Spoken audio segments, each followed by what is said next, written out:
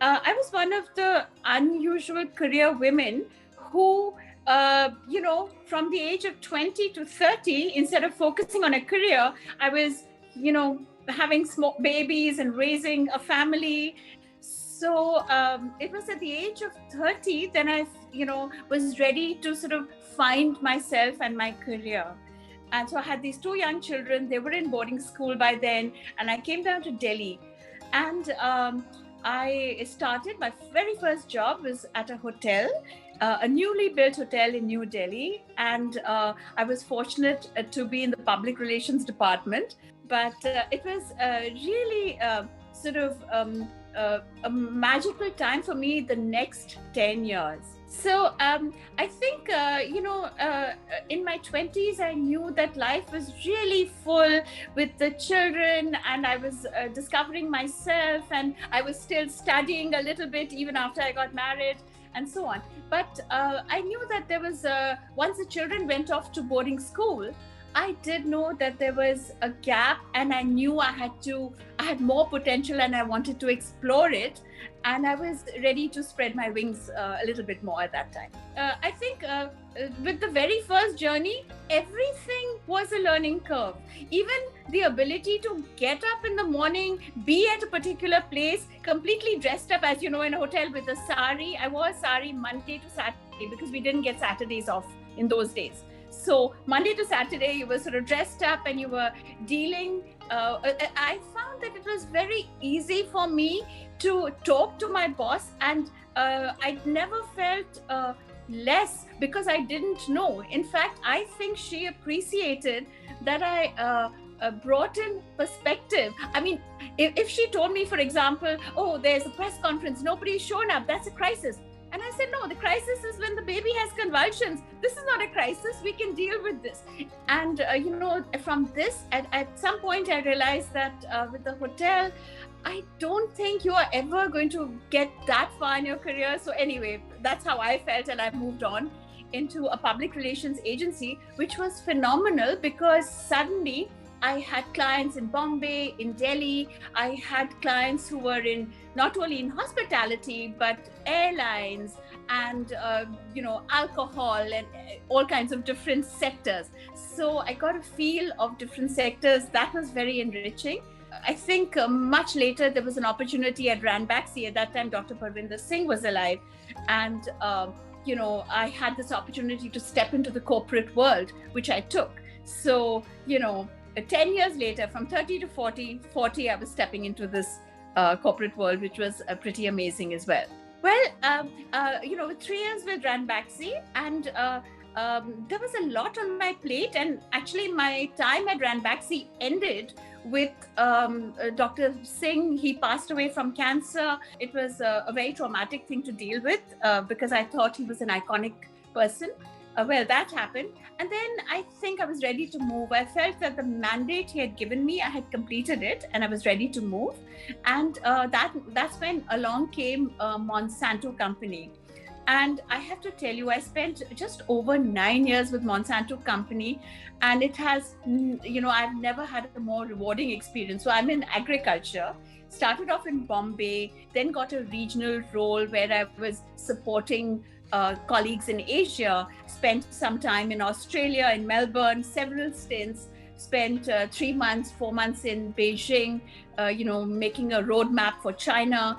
And, that was the time also I expanded from communications and public relations into government affairs, and to be meeting with, several ministries on a very controversial subject, which was biotech in India. And it was under my watch that Monsanto got its first biotech approval for BT cotton. And actually, till now, it is the only biotech crop that has been approved. So I moved to headquarters with Monsanto in St. Louis, and they moved me as a permanent transfer, which means the company will take charge of all your paperwork and just work with you to get a green card. And suddenly I had a green card in the mail, and I was a green card holder. And during my 3 years in St. Louis, I was located in St. Louis, but my responsibilities were really international. So I was, I was called Director of Global Biotech Acceptance. And finally, in my last days at St. Louis, I was the point person between St. Louis headquarters and all the global public relations and communications teams outside of America. And by then, as you can imagine, I'd reached the 50-year mark. So I was like 50 in my career, and decade has been in India, first in Delhi, later in Mumbai. And, that was again a big turn from agriculture. I moved to healthcare. Initially, I was in Delhi. I was with the Fortis Hospital Network. Well, I came back with Bharti. So I was with Sunil Mittal, Bharti. I don't think it fitted me too well. I was there for a year. And then I was with Fortis, the hospital network, and later moved on to Bombay, where I was heading the OPPI. This is the Organization of Pharmaceutical Producers of India, which is all the research-based companies in pharma manufacture. And I like to think it was a stepping stone to where I've landed after that. So, I completed this in 2016. I had finished this decade. Around then, for purely personal immigration reasons, so I decided to make this huge move to America. I chose Washington, D.C. because I felt that, so by then I was ready to leave employment and start something on my own, maybe do a consulting role. And I thought about Washington, D.C. because it's a very eclectic place where there are people from every nationality.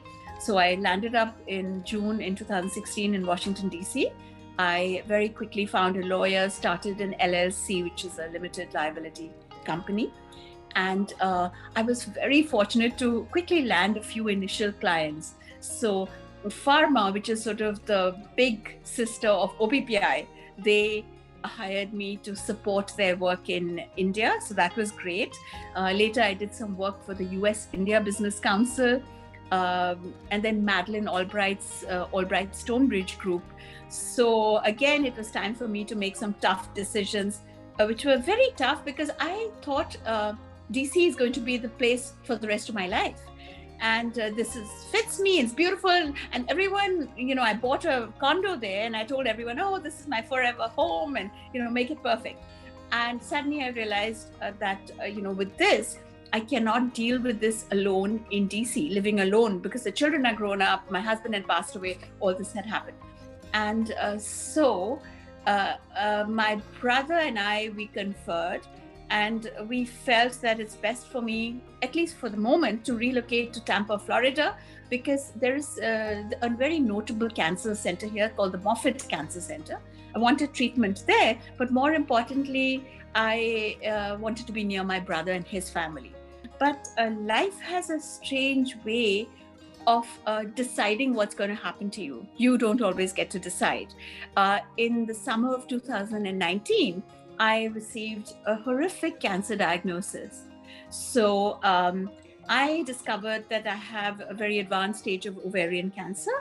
And this was horrific. Luckily, my brother lives in Tampa, Florida. So it was a terrible, terrible year. These next 6 months till 2019 June till the end of the year, I was in a terrible state physically. I'd lost about, I think 20, 25 pounds. By the end of that year, I had absolutely no hair. This is my new hair. I had no hair, no eyebrows, no nothing. And even then, the shocks were not ended. When I met my doctor at the end of 6 months of chemo, he said, this is ongoing treatment. We are not going to try to sort of cure the cancer. We are going to try to increase progression-free survival. So you are forced to turn everything on your head. At this time, my career was not my top priority, but once I sort of found my feet, I realized that career and work is important to keep you grounded. So suddenly my work was playing this other role in my life, So in 2020, I relocated completely to Tampa, Florida. And this is sort of, I like to think, sort of my last phase of my work. I do a few consultancy jobs. I work with the ALBRIGHT Stonebridge Group. I continue in the area of healthcare. And actually, very interestingly, now if someone says, oh, but you're speaking for the industry, I can say, no, I'm also speaking for the patients. So this has been my career journey, you know. I mean, I'm sorry, it's been a sort of long-winded thing, but this is where I am from, you know, where I started in 30 to where I landed at 60.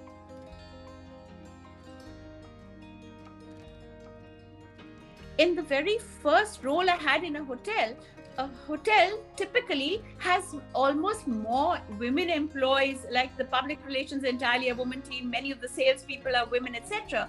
But even there, it's as if the more senior roles are for men. So the general, I mean, we were lucky. We had a resident manager who was a woman. But typically, I think, you know, what struck me is it's not enough to say, oh, you have a balance of how many women versus how many men. I think it's important to have women in the right positions. It can't be that the women have all the admin assistant sort of jobs. And, you know, what about the glass ceiling? The first thing I can, you know, I think is, and maybe this is not the most original thought, is that women certainly need to do more to help women.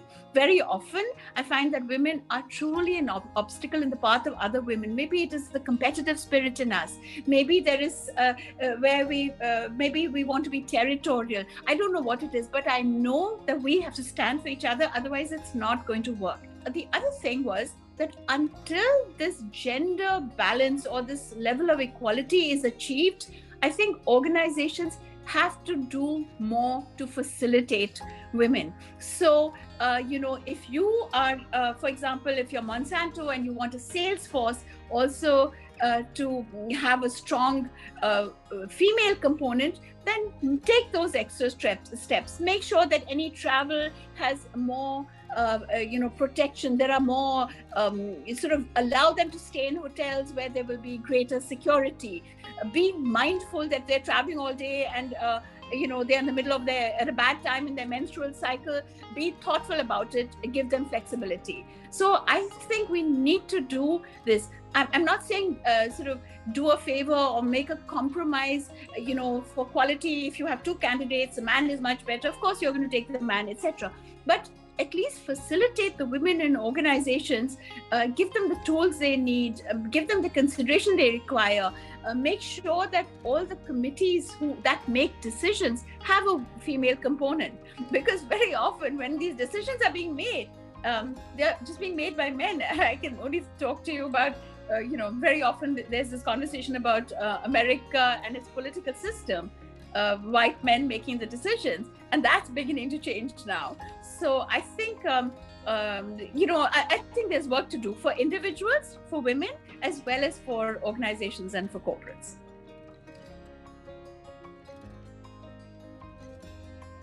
Like I said, you know, I can't reinforce enough, I think, the importance for all of us, you know, bringing perspective to our lives. My personal journey has taught me, I mean, today when I look back, would I have given up some aspect of my career? Would I, you know, no. But having said that, I know that I'm very grateful that I also had the personal experiences that I did have. And I think all of us finally are these complex, holistic beings. And we have so many components. We have our families, our children, our jobs, our work, the ability, you know, the need, our ambition, and all of these are good things. But I think, you know, let's think of balance in a different way. Instead of thinking balance as balanced life versus work or boundaries between life and work, how about thinking that here am I, this human being, and let me find balance all around me with everything that I do, how I take care of my health, how I handle the work, how I take care of, you know, my family and my children. And I remain so optimistic because I see that in the next generation, I see it in my children and in their outlook to their spouses and their families. how I think they are just doing a better job than many of us. And I think part of this is possible because the men are stepping forward.